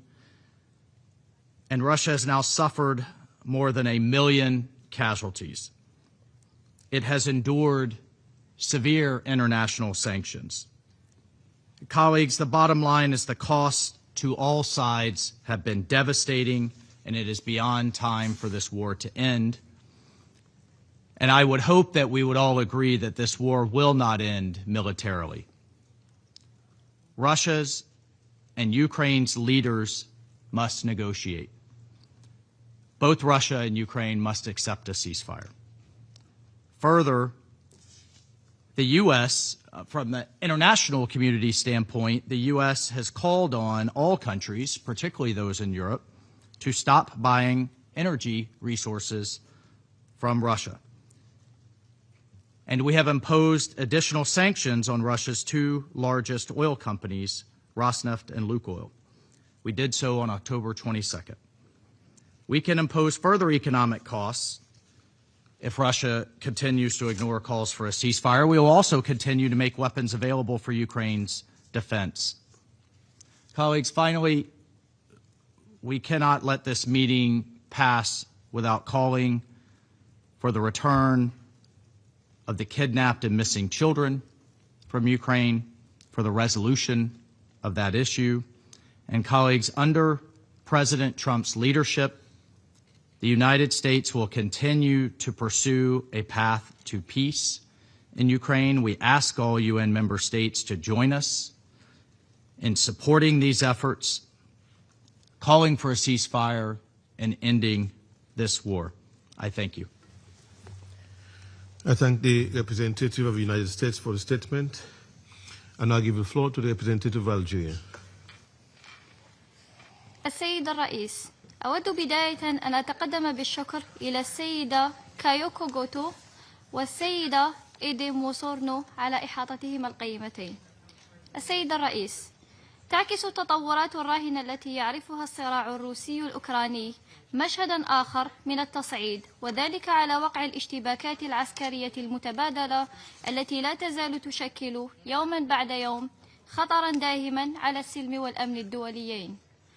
وإذ تعرب بلادي عن قلقها جراء احتدام الصراع واستمرار الهجمات العسكرية بين الطرفين، لا سيما باستخدام الصواريخ والمسيرات، فإنها تعتبر أن إطالة أمد هذا الصراع لن يترتب عنه سوى تدهور للوضع الإنساني وسقوط لمزيد من الضحايا المدنيين بما فيهم النساء والأطفال والشيوخ، وإلحاقه لأضرار مدمرة بالبنى التحتية الأساسية، لا سيما ونحن على مشارف فصل الشتاء. وما يبعث للقلق أيضا هو استمرار منطق التصعيد بين الطرفين على الرغم من مبادرات الوساطة التي قد شهدناها، والتي كانت تهدف إلى التخفيف من حدة الصراع وتقريب وجهات النظر وإحراز بعض التقدم في مسار البحث عن حل سياسي سلمي قد يرضي الطرفين ويضع حلا لهذه الحرب. وفي هذا الصدد يود وفد بلادي التأكيد على النقاط التالية. أولاً، تجدد الجزائر دعوتها لوضع حد نهائي للمواجهات بين الطرفين، كما تجدد إدانتها لانتهاكات القانون الدولي، وتدعو الطرفين للالتزام بقواعده بما فيها أحكام القانون الدولي الإنساني والحد من تدهور الأوضاع الإنسانية وضمان حماية المدنيين العزل، وكذا البنى التحتية المدنية والحيوية. ثانياً، تحث بلاد الجانبين الروسي والأوكراني للتمسك بروح الحوار والتفاوض كأولوية قصوى وخيار أمثل وفعال لتهدئة الأوضاع ولتطوير تفاهمات مشتركة، عوضاً عن اللجوء إلى التصعيد والاحتدام اللذان لن يفضيا إلا لتعزيز الهواجس الأمنية وتقويض السلم والأمن الدوليين. ثالثاً، تشجع الجزائر الطرفين على تجديد انخراطهما البناء وبحسن نية في المفاوضات المباشرة وتكثيف الجهود الدبلوماسية لإحياء المسار السلمي للنزاع بشكل مستمر ودائم. وندعو في هذا الإطار لتعزيز المشاورات من أجل استئناف عمليات تبادل الأسرى والإفراج عن المحتجزين، بغية تعزيز المساعي التوافقية وتمهيد الطريق نحو تثمين العمل المشترك لحل هذا النزاع. رابعاً، نجدد دعوتنا كذلك للمجتمع الدولي للإسهام بشكل بناء بعيداً عن الاستقطاب والتجاذبات الجيوسياسية، وذلك لتقليص التباينات بين الطرفين وتجنب التصعيد العسكري، بهدف تسهيل فرص الوصول إلى تسوية وحل عادل ودائم بين الطرفين. وفي الختام، تبقى الجزائر ملتزمة في دعم أي جهود دولية ترمي إلى إيجاد حل سياسي عادل ودائم يقوم على مبادئ ومقاصد ميثاق الأمم المتحدة ويراعي الشواغل الأمنية المشروعة للطرفين. وشكرا. I thank the representative of Algeria for the statement. I shall now make a statement in my capacity as the representative of Sierra Leone. Colleagues, Sierra Leone notes the imperative of lasting peace and stability in Ukraine and the wider European region. This meeting must therefore support the path to peace through dialogue. I thank Officer in Charge Kayoko Goto and Director Idem Osono for their briefings. As the Russian-Ukraine conflict enters its 1,365th day, the civilian population continues to suffer. The United Nations monitoring mission in Ukraine has reported that civilian casualties from January to October 2025 has been significantly higher than the same period last year. With at least 14,500 civilians in Ukraine killed since February 2022, it is way past time for the conflict parties to engage in diplomatic dialogue to seek a cessation of hostilities and work towards a political solution to end the conflict. As we have heard from our briefers today, the intensified use of long-range missiles and drones in heavily populated areas of Ukraine continues to result in fatalities and injuries for civilians, including children. The drone attack on a kindergarten in Kharkiv last month, which resulted in 1 death and over 9 injuries, and for which we can only hope the innocent children who had to be evacuated to shelters can recover, is emblematic of the dire impact of this conflict. The horrors of war faced by millions of children in Ukraine, as well as in Russia, should serve as an impetus for the conflict parties to respond to a continuous call for an immediate ceasefire and a lasting peace through dialogue by the members of the Council. Sierra Leone is particularly concerned that as fighting continues for a fourth winter of sub-zero temperatures, the people of Ukraine face heightened risk of death and suffering. The deliberate targeting of energy infrastructure in this conflict has resulted in widespread destruction of the country's power grid, which is reportedly operating at a third of its generation and transmission capacity. Increased power outages and prolonged disruption of heating, electricity, and water supply further endanger the lives of the elderly, disabled, and millions of displaced persons, deepening the humanitarian crisis. Attacks and damage to energy facilities have further disrupted learning for the millions of children in Ukraine who are enrolled in online learning. The targeted attack on civilians and civilian infrastructure that have characterized this conflict as serious violations of international humanitarian law. Military operations around nuclear sites and other critical energy infrastructure are unacceptable and contrary to IHL. So it reiterates its call for the parties to the conflict to respect international law, in particular international humanitarian law and international human rights law. Civilians must be protected from harm, including by taking necessary precautions to spare them from military attacks. In this regard, we urge the parties to the conflict to refrain from operating in and around civilian infrastructure, including deliberate targeting of energy, water, sanitation systems which are essential to life. Noting the warning from OCHA and other humanitarian organizations that this coming winter will be particularly difficult for people in Ukraine, faced with soaring prices, job losses, and little or no income and savings in a wartime economy. So it calls for urgent and increased support for the humanitarian response plan, including the winterization aid plans that provide cash assistance, food, water, medicine, and essential winter supplies to millions of people. Colleagues, the Security Council has to ensure the implementation of Resolution 2774. After almost 4 years of fighting, it is clear that this conflict will not address the legitimate concerns of the parties without negotiations. We therefore reiterate our call for the parties to the conflict to engage in good faith diplomatic dialogue towards an immediate cessation of hostilities, a ceasefire as the first step to an agreement for lasting peace in line with Article 33 of the Charter of the United Nations. We reiterate our call for the respect of the sovereignty and territorial integrity of Ukraine, and as well the legitimate concerns of all parties to be addressed. I thank you. I resume my function as President of the Council. And now give the floor to the representative of Ukraine. Thank you, Mr. President. I wish to thank Sierra Leone Presidency for convening today's meeting. We are also grateful to the briefers from DPPA, Ms. Kayoko Goto, and OCHA, Ms. Adam Bosorno, for their comprehensive and principled presentations. Thank you to Council members for the decisive, strong statements, despite the propaganda and manipulation and lies that come from behind the nameplate Russian Federation. Since the Council last met on Ukraine in September, the security situation in my country has worsened dramatically. As we heard from the briefers, the Russian Federation has unleashed an even more brutal campaign of terror against civilians, relentless daily missile and drone attacks.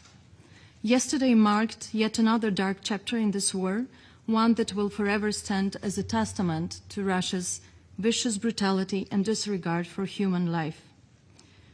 Russian drones and missiles deliberately targeted residential buildings, the very place where people should feel safest. This latest strike involved 48 missiles, an enormous barrage, and 476 attack drones. In the city of Ternopil, a deliberate direct hit by a Russian missile has destroyed a 9-story residential building. This is what Russian attacks on military objects mean. As of today's morning, 28 people, including 3 children, have been confirmed killed and 94 injured, including 18 children. 16 people still remain missing. This is the reality Ukraine is forced to confront every single day. Attacks against children, women and elderly, families in their homes, patients in their hospitals, and teachers and students in schools. Deliberate attacks on civilian infrastructure, energy facilities, and power grids. Deliberate attacks, dozens of cities, hundreds of towns, and thousands of villages razed to the ground. Millions of people left without heat, light, or water during the harsh winter season.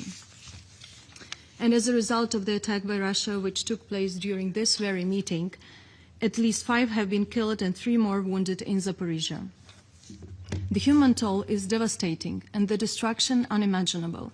This is a systematic and deliberate policy aimed at annihilating the Ukrainian people, culture, identity, historical heritage, and our right to exist as a free and dignified nation.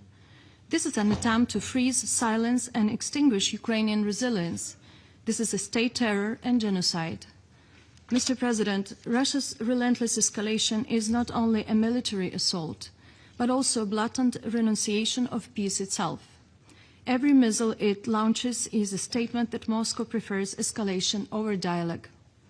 From the very first seconds of Russia's invasion, Ukraine has sought peace, and we support all substantive proposals capable for bringing genuine peace to get closer. Since the beginning of this year, Ukraine has supported President Trump's proposals aimed at ending the war.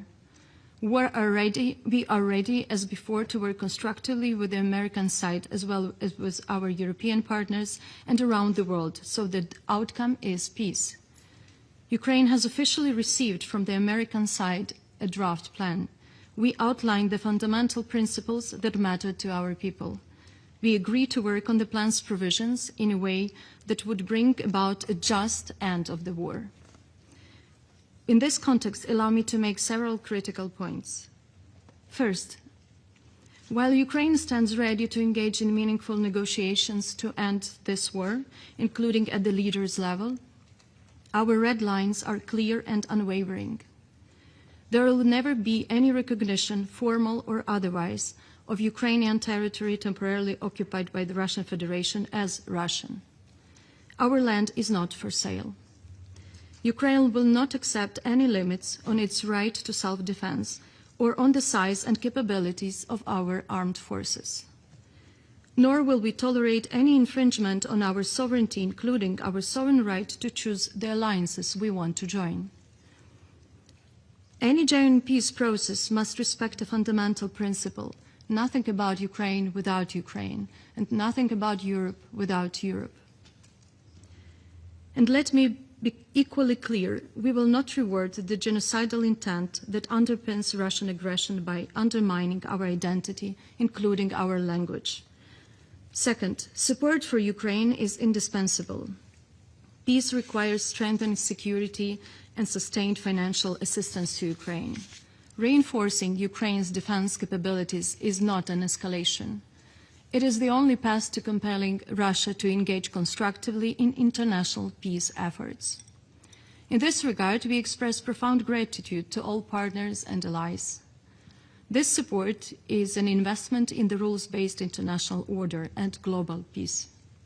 Third, the Kremlin regime will not stop unless it is stopped through unyielding and concerted pressure. There is only one realistic path to ending this war.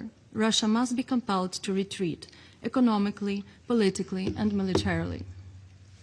If we fail to stop Russia now, its aggression will not end with Ukraine. It will continue to export war, occupation, and repression. It will commit more atrocities, torture, inhuman treatment of civilians and prisoners of war, widespread sexual violence, the abduction of children, the destruction of cultural heritage, and environmental devastation. Europe has lived through this before, and we must not dare forget those lessons. History will be a merciless judge if Russia is eventually rewarded of its war of aggression instead of held accountable. Fourth, the end of the war and the role of this Council. Ukraine has repeatedly called on this Council to adopt a resolution demanding a full, immediate, and unconditional ceasefire. Our people deserve to feel free and protected. A ceasefire is an essential prerequisite for meaningful negotiations. It is the first step toward halting Russia's war of aggression and creating space for diplomacy. We reiterate our call on the Council members to adopt a resolution demanding a full, immediate, and unconditional ceasefire. Mr. President, today the world marks World Children's Day and reaffirms that every child has the inherent right to life, to grow up in a safe environment, to preserve their identity, to remain with their family whenever possible, and to enjoy their childhood and future. Yet in Ukraine, Russia's contribution to this global observance is the bodies of Ukrainian children pulled from beneath the rubble. Since the beginning of the full-scale invasion, almost 700 children were killed. More than 2,000 have been wounded. tens of thousands have been forcibly transferred and deported. We cannot bring back the children whom this war has already taken. We cannot undo the horrors that Russia has inflicted on Ukrainian boys and girls. But there is one thing we can still do and must do together. We can stop the abduction of Ukrainian children. We can end this crime now before more young lives are stolen, before more families are torn apart. That is why Ukraine has presented to UN member states the draft UNGA resolution, Return of Ukrainian Children. Its message is clear and simple and contains of three key elements. The Russian Federation must ensure the immediate, safe and unconditional return of all Ukrainian forcibly transferred or deported children. The Russian Federation must cease without delay any further practices of forcible transfer, deportation, separation from families, change of personal status, including citizenship or adoption, and indoctrination of Ukrainian children. The Secretary General is requested to exercise his good offices and take all necessary steps to facilitate the return of Ukrainian children.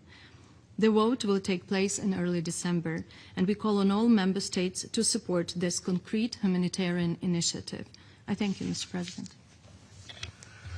I thank the representative of Ukraine for the statement. I'll now give the floor to the representative of Lithuania. Thank you, Mr. President. I have the honor to speak on behalf of the Baltic states, Estonia, Latvia, and my own country, Lithuania. We also align ourselves with the statement by the European Union. I sincerely thank the UN briefers for their substantive reports. We are shocked by yet another drone and missile attack on Ukraine yesterday. Russia fired 476 drones and 48 missiles that killed 25 people and in an apartment building in the city of Ternopil, with about 80 others wounded. We reiterate our full support and gratitude to the UNDP resident coordinator, Matthias Schmale, and his team, as well as UN agencies providing humanitarian assistance across Ukraine in the extremely dangerous environment. The Baltic states strongly condemn Russia's continuous daily attacks on Ukraine, striking and killing civilians, bombing hospitals, schools and kindergartens, targeting energy infrastructure, and triggering more power outages across the country. These are blunt violations of international law. The UN Human Rights Monitoring Mission in Ukraine has verified that in October, at least 148 civilians were killed and 929 injured. The casualty rates continue to increase by 27% compared to last year until November. This reflects a sharp escalation in violence against civilians and critical civilian infrastructure, and is especially worrying with the upcoming winter. Such attacks constitute war crimes and deprive civilians of elementary humanitarian needs and fundamental rights. For 4 years now, Russia is continuing its terror against civilians. The latest report by the Independent International Commission of Inquiry on Ukraine states that Russian authorities have systematically coordinated actions to drive out Ukrainian civilians from their homes in the occupied territories. Russia's military intentionally targets civilians and civilian objects in brutal, as they call, human safari in the frontline areas. Russia also has forcibly conscripted Ukrainians in the territories it occupies, mobilizing high numbers of the residents into the ranks of its armed forces. The Baltic states continue to be particularly alarmed by the continuous forcible transfer and deportation of Ukrainian children to Russia and Belarus. We therefore firmly support Ukraine's resolution addressing the situation of Ukrainian children and the urgent need to ensure their safe return. Mr. President, we are equally alarmed by the horrendous treatment of Ukrainian prisoners of war amid consistent reports of torture, ill treatment, and summary executions. Such a treatment is a war crime and must be prosecuted accordingly. We are also concerned by the growing number of uses of ammunition containing hazardous chemical against Ukrainian military personnel in violation of Chemical Weapons Convention. Moreover, the attacks on the substations of the nuclear power plants show blatant disregard of nuclear safety and security in Ukraine. In October, due to the Russian strikes, all Ukraine's operating nuclear power plants had to revert to emergency generators. Russia systematically destroys Ukrainian energy infrastructure with the aim of creating unbearable living conditions for the civilian population, particularly during the harsh winter season. We call on the member states and UN institutions to continue their assistance for the maintenance of the critical energy infrastructure of Ukraine. The Baltic states will continue to support Ukraine's energy infrastructure, including supplying the necessary equipment. Mr. President, Russia's aggression is no longer confined to Ukraine's borders and is spilling across Europe. Russian nationals, shadow fleet operators, and other agents are conducting sabotage and engaging in clandestine activities. We recall the recent council meetings on drones in Poland and fighter planes in Estonia. On behalf of my own country, I would like to reiterate the persistent and provocative actions of Russia's ally Belarus, as I have recently written in a letter informing the Security Council. The Baltic states called on the Council members to condemn the ongoing hybrid operations by Russia and its supporter Belarus, as they may lead to the further escalation. These irresponsible and dangerous actions must be ceased immediately. Mr. President, for months, Russia has rejected all calls by the international community to stop its war. 9 months ago, the Security Council, including Russia, adopted a resolution calling for a swift end to the conflict and urging a lasting peace between Ukraine and Russia. Already in March, Ukraine committed to an immediate, full and unconditional ceasefire. Russia is the only obstacle to peace in Ukraine. Russia can end the war now, stop its military actions, and participate in meaningful negotiations.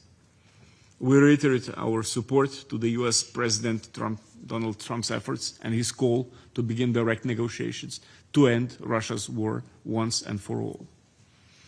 The Baltic states call on Russia to stop the war immediately, agree to the ceasefire, and start meaningful negotiations. We urge all UN member states to increase pressure on Russia by strengthening the sanctions and by providing greater political, military, and humanitarian support to Ukraine.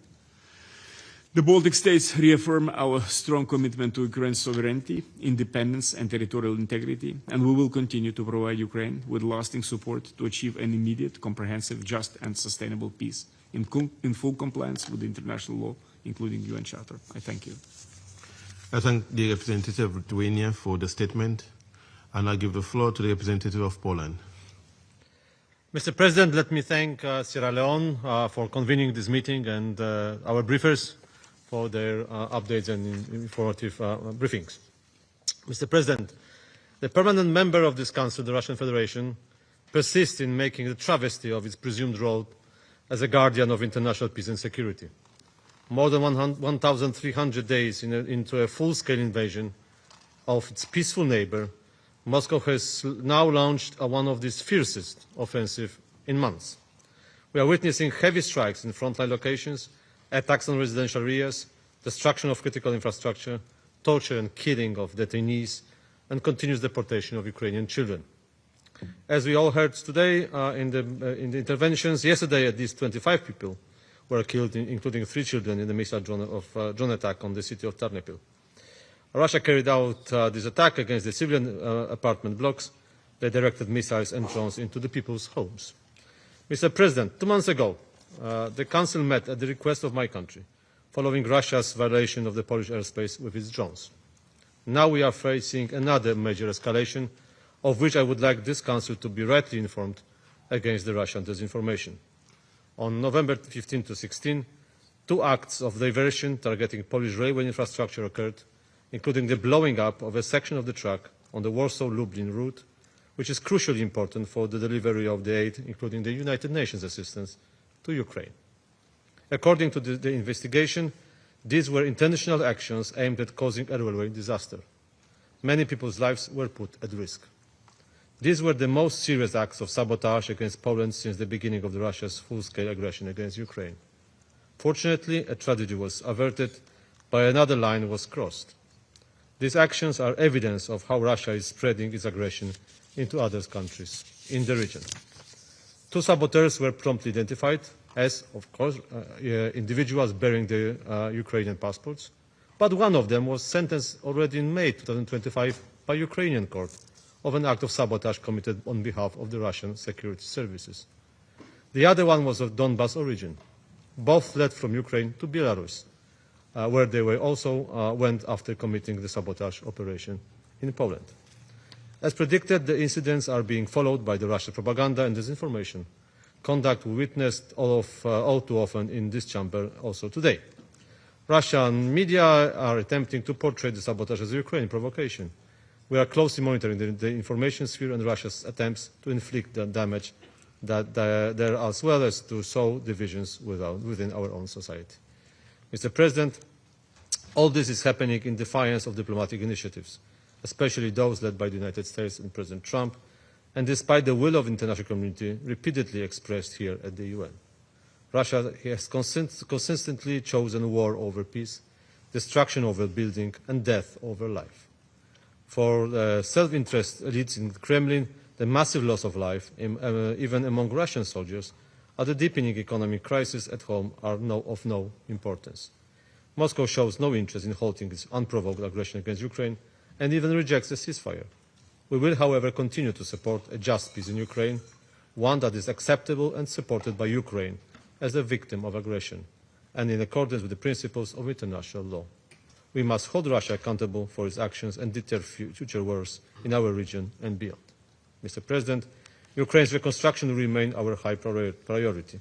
Poland will host the Ukraine Recovery Conference in 2026, aiming to strengthen the coordination of reconstruction efforts and mobilize the support of all international partners in order to accelerate Ukraine's recovery and modernization.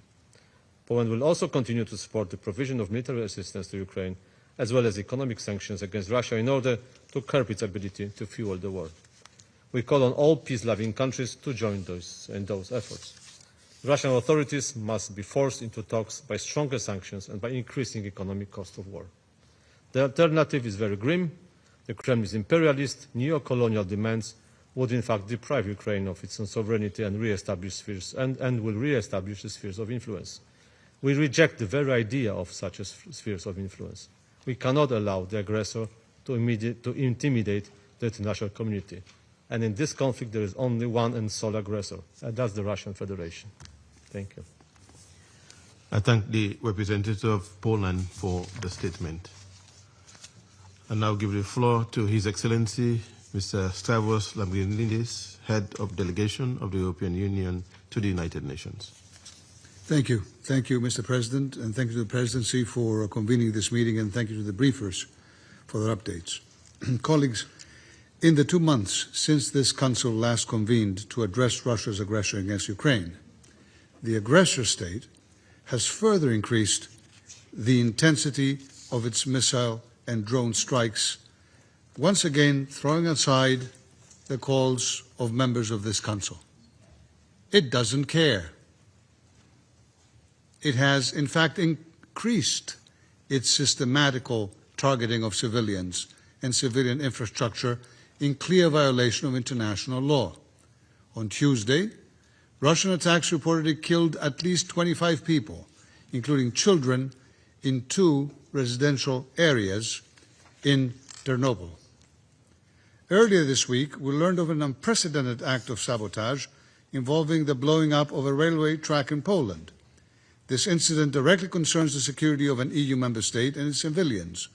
The threats to our security are real and growing. After investigations, the sabotage was attributed to individuals previously accused of cooperating with Russia. Russia continues to demonstrate what we have repeatedly warned about in this chamber. Not only that it lacks any real political will to end its aggression and engage in meaningful peace negotiations, but fundamentally that the only real root cause of this war is its desire to recolonize by force 34 years after it regained its independence as sovereign and independent member of these United Nations. Colleagues, the UN, in case we forget, was created to promote decolonization, not recolonization. Russia may want us to forget this, but we won't.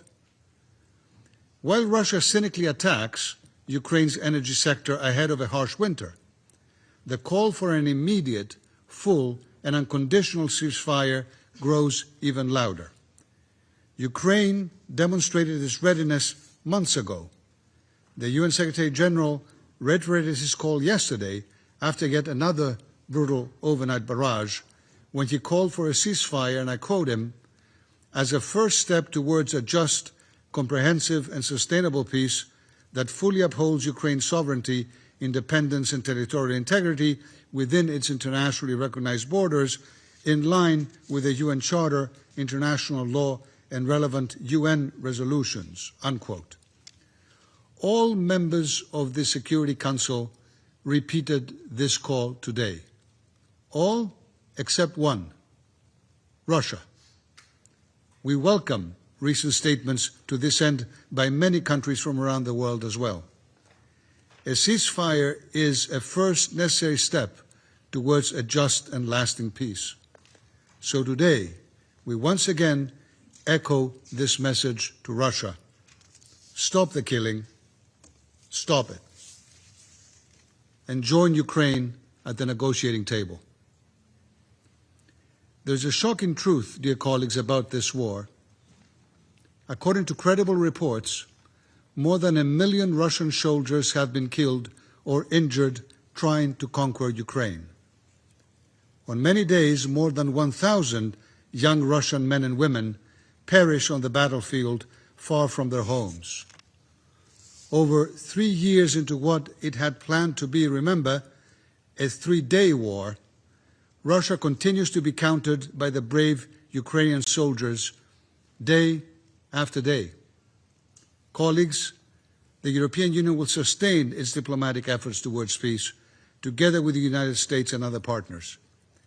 We will continue supporting Ukraine so it can remain in a position of strength with the means to continue exercising its inherent right to self-defense. Before, during, and after any ceasefire, this includes political, financial, humanitarian, military, reconstruction, diplomatic support. And we will further increase our coordinated pressure on Russia until it stops its war. All of us in this room should do that. When the European Union calls to increase pressure on Russia, it is not to prolong the war, but to push for peace, to create incentives for Russia to stop its systematic attacks, which include violations of European airspace, by the way, and to generally sit down for talks. Remember, Russia too committed itself to this by voting in favor of the Path to Peace resolution in February of this year.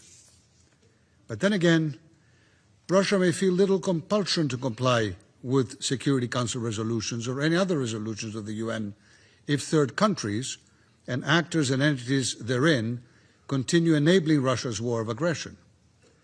We condemn again the continued military support provided by Iran, by Belarus, and by the DPRK, and we urge all countries, including members of this Council, to immediately cease any direct or indirect assistance to Russia in its war of aggression.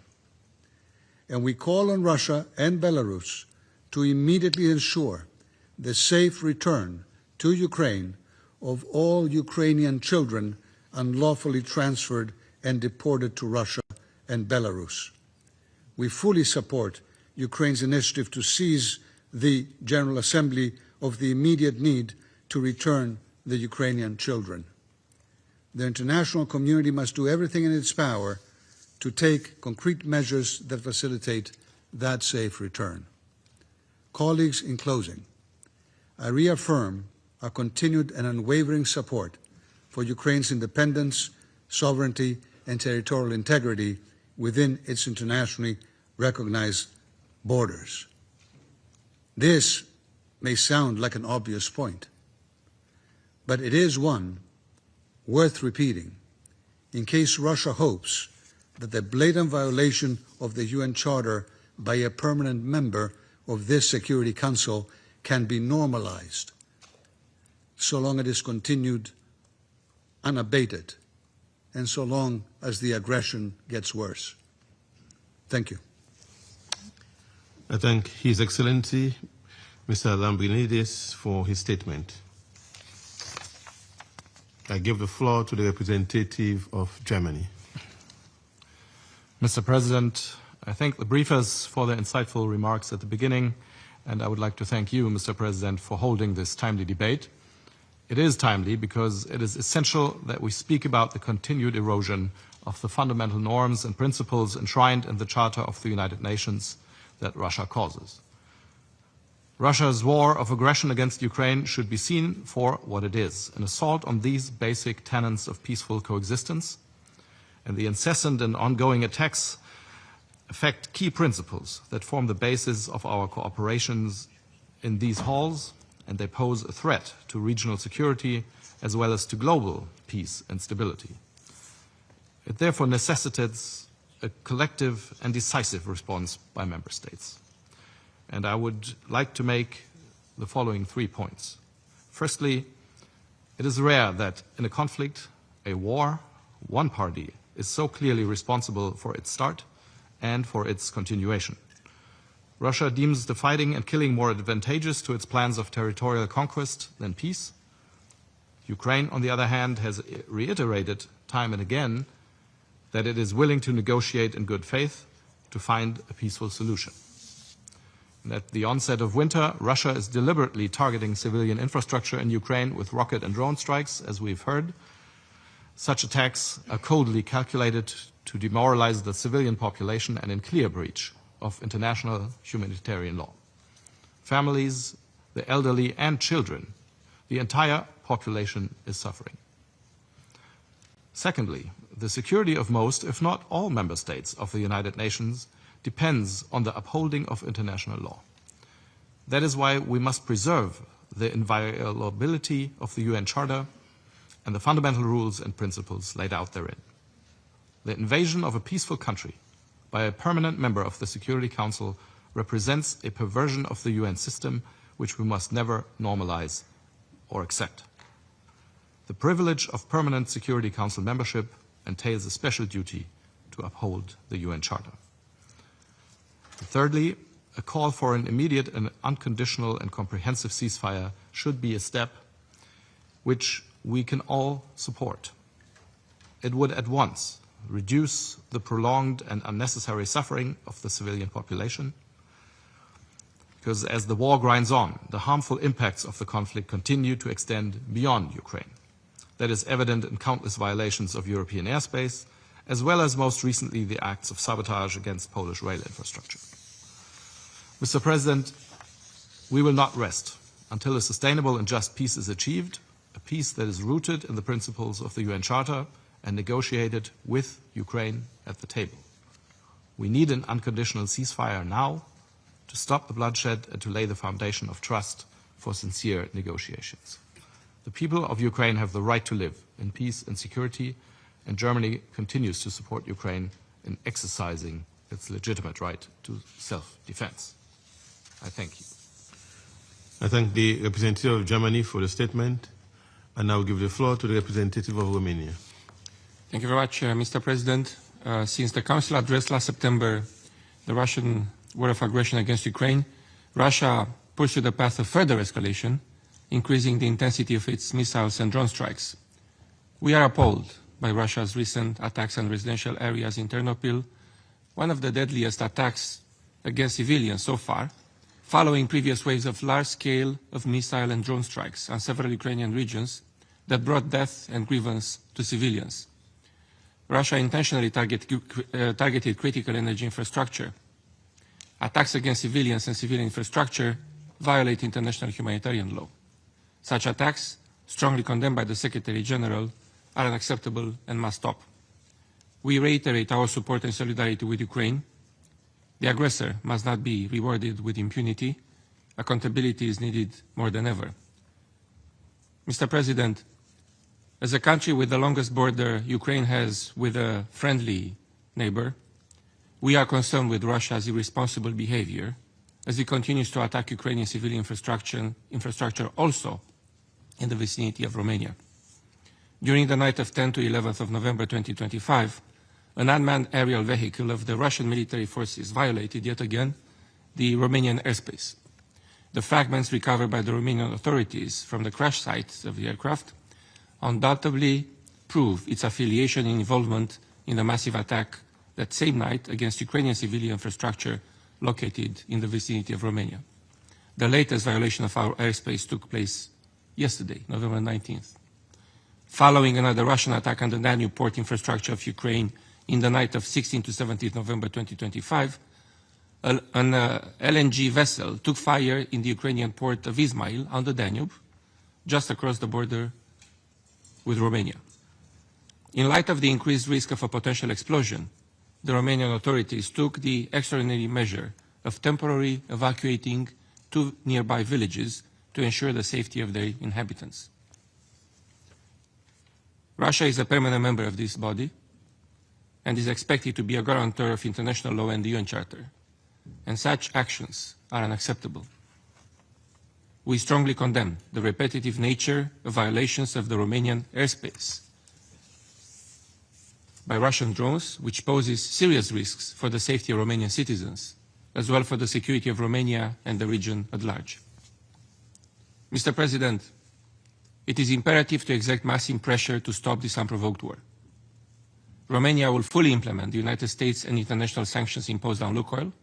At the same time, the violation of EU restrictive measures is now a crime and can be punished with imprisonment according to a draft law adopted by the Romanian government just in the past few days.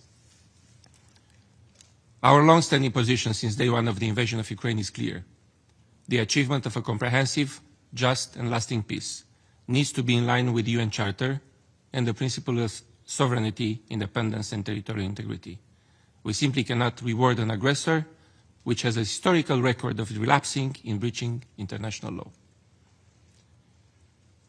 We reiterate our continued support for Ukraine's independence, sovereignty and territorial integrity within its internationally recognized borders, as well as for its legitimate right to self-defense under the UN Charter. A full, immediate and unconditional ceasefire remains necessary as a first step towards a comprehensive, just and lasting peace. And just to echo the points made by the US Secretary of State today, it is high time to, quote, for an extensive exchange of serious and realistic ideas, unquote. Thank you, Mr. President. I thank the representative of Romania for the statement. I'll now give the floor to the representative of Sweden. Thank you, Mr. President. I have the honor to speak on behalf of the 5 Nordic countries, Denmark, Finland, Iceland, Norway, and my own country, Sweden. We thank DPPA and OCHA for the briefings, and we commend the bravery and professionalism of all humanitarian workers. Mr. President, we meet in the wake of renewed, large-scale Russian attacks against civilians and civilian objects in Ukraine. The recent drone and missile barrage at Ternopil, Lviv, and Ivano-Frankivsk claimed at least 25 civilian lives, left hundreds injured, and caused extensive electricity blackouts.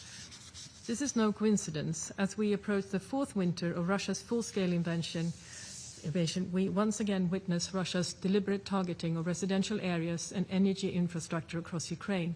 In addition, Russia continues its attack on humanitarian personnel. On the 14th of October, 4 clearly marked UN trucks were struck by Russian drones as they delivered aid to Kherson. The UN has confirmed this attack. The purpose of Russia's recurring assaults is clear: to destabilize, to deepen humanitarian suffering, and to erode the resilience of the Ukrainian people. In essence, it's a systematic strategy of terror against civilians, aimed at fulfilling Russia's political objective, the subjugation of Ukraine or the annexation of its sovereign territory. Yet, as in previous years, Russia will fail. We remain in awe of Ukraine's resilience. Mr. President, on the 21st of October, the Independent International Commission on Inquiry released another report on Russia's continued violations of international humanitarian law. The report concludes that Russia's targeted drone strikes against civilians form part of a coordinated policy that not only constitutes war crimes, but even more gravely amounts to the crimes against humanity of murder and the forcible transfer of population.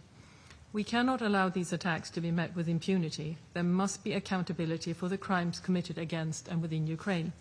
Appeasement or a lack of action would only embolden the aggressor and risk sowing instability elsewhere. Mr. President, The Nordics will continue to support Ukraine in its pursuit of a just and sustainable peace in accordance with international law and the UN Charter. The Nordic countries do not recognize spheres of influence nor territorial acquisitions through the use of force. We urge Russia to immediately cease its aggression and to comply with international humanitarian law. Russia must protect civilians and humanitarian workers, return the forcibly transferred and unlawfully deported children, and it must accept that Ukraine, like any other country, has a sovereign right to choose its own future. President, to sum up, Russia's actions demonstrate a clear lack of genuine intent to pursue peace. We must remember that this is a Russian war of choice. If President Putin so wished, he could cease the aggression and end the war tomorrow. Thank you. I thank the representative of Sweden for the statement. There are no more names described on the list of speakers. The meeting is adjourned.